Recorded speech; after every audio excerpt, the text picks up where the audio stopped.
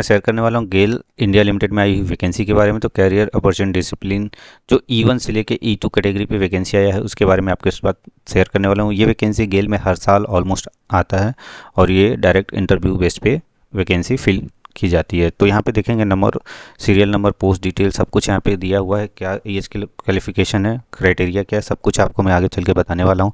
तो कोई भी आपका देश कलीग किसी भी फील्ड में अगर उसने कोर्स किया है like engineering, law, management, finance, सब में यहाँ पे वैकेंसी आती है और सब में काफ़ी अच्छी खासी वैकेंसी आती है। तो एक बार इस वैकेंसी को उसके साथ ज़रूर शेयर कर दीजिएगा। जैसे कि senior engineer renewable energy, boiler operations, mechanical, electrical, instrumental, chemical, आपका senior engineer GAILTEL, safety and fire, senior officer CNP, civil, marketing, finance accounts यहाँ पे देखेंगे E2 कैटेगरी में 18 पोस्ट आपका अनरिजर्व के लिए है और ये वाइफर्केशन दिया हुआ है। टोटल 36 वैकेंसी यहाँ पे रखा गया है फाइनेंस अकाउंट्स का। ह्यूमन रिसोर्स के लिए 23, senior law officer 2, medical device, इस तरीके से टोटल यहाँ पे जो वैकेंसी है 19 वैकेंसी रखा गया है जिसमें आप अप्लाई कर सकते हैं। अगर ओवरऑल वैकेंसी की बात करें तो 261 नंबर ऑफ वैकेंसी यानी पोस्ट है यहाँ पे और टोटल 19 डेजिग्नेशन के लिए वैकेंसी निकला हुआ है। मिनिमम इसेंशियल क्वालिफिकेशन की बात करें तो यहाँ पे जितने भी E2 कैटेगरी की पोस्टें हैं वहाँ पे आपका पे स्केल 60,000 to 1,60,000 रहने वाला है और जो अपर एज लिमिट है 28,000 है, अपर एज लिमिट जो है 28 ईयर्स रखा गया है और इसके ऊपर आपका जो भी कास्ट कैटेगरी का रिलैक्सेशन है वो सब आपको यहाँ पे मिल जाएगा। रिस्पेक्टिव जो भी पोस्ट है, डेजिग्नेशन है, उसके लिए बैचलर डिग्री लाइक इंजीनियरिंग है तो इंजीनियरिंग, मैकेनिकल, इलेक्ट्रिकल जो भी है, सिविल, उस रिस्पेक्टिव क्वालिफिकेशन के आपको चाहिए और मिनिमम 1 ईयर का पोस्ट क्वालिफिकेशन एक्सपीरियंस यहाँ पे मांगा गया है जिसमें आपका executive in line including experience GET ET MT यानी आप किसी कंपनी में अभी ज्वाइन किए हैं और वहाँ पे मैनेजमेंट ट्रेनिंग या एग्जीक्यूटिव ट्रेनिंग है तो भी वो आपका काउंट कर लिया जाएगा। तो सारी इस तरीके से वैकेंसी लिखी गई हैं। सभी में जो मैंने एक चीज़ बताया कि आपका पे स्केल और एज क्राइटेरिया कॉमन है, बस पोस्ट के अकॉर्डिंग आपके पास क्वालिफिकेशन और 1 ईयर का मिनिमम एक्सपीरियंस होना चाहिए। ये सभी चीज़ों में मेंशन किया गया है। आपका फाइनेंस अकाउंट्स की बात करें तो यहाँ पे CA CMA मांगा गया है जो कि आपका फ्रेशर है, आपका क्वालिफाइड यानी कोई परसेंटेज नहीं रखा गया है यहाँ पे और मिनिमम 1 ईयर का एक्सपीरियंस मांगा गया है।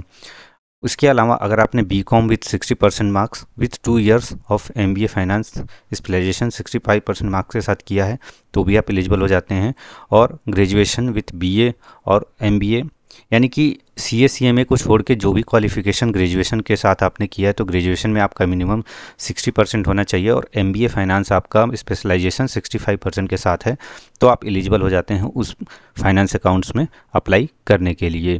बाकी सीनियर ऑफिसर HR में भी सेम इसी तरीके से कैटेगरी डिफाइन किया हुआ है और 1 ईयर का मिनिमम जो एक्सपीरियंस है उस सभी पे अप्लीकेबल। कंडीशन की बात करें तो यहाँ पे देखिए जो भी टर्म्स कंडीशन है उसमें एक इंपॉर्टेंट 2.2 है जहाँ पे लिखा गया है only full time regular course will be considered यानी आपका जो ग्रेजुएशन या पोस्ट ग्रेजुएशन है वो फुल टाइम रेगुलर कोर्स होना चाहिए, डिस्टेंस लर्निंग या प्राइवेट से नहीं होना चाहिए।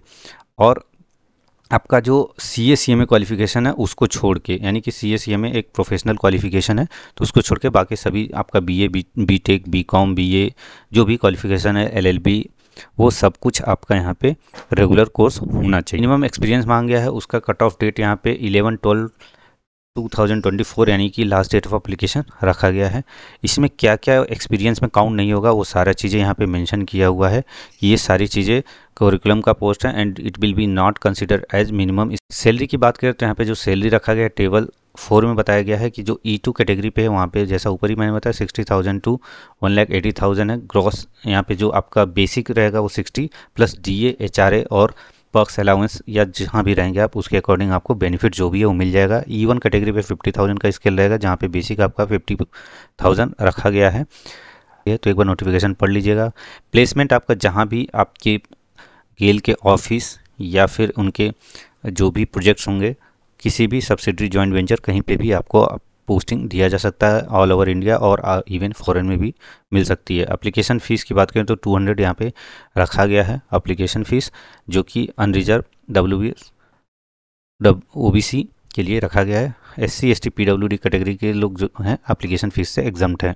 अप्लाई करने के लिए आप इनके वेबसाइट से जा सकते हैं, लिंक जो है डिस्क्रिप्शन बॉक्स में मिल जाएगा, वहाँ से भी जाके आप अप्लाई कर सकते हैं। अप्लाई करने से पहले सारी detail, qualification, criteria, selection process सब कुछ आप एक बार नोटिफिकेशन में पढ़ लीजिएगा, उसके बाद ही अप्लाई कीजिएगा। So thank you friend for watching this video. कोई क्वेश्चन है, कोई डाउट है तो कमेंट बॉक्स में मेंशन करें, उसका रिप्लाई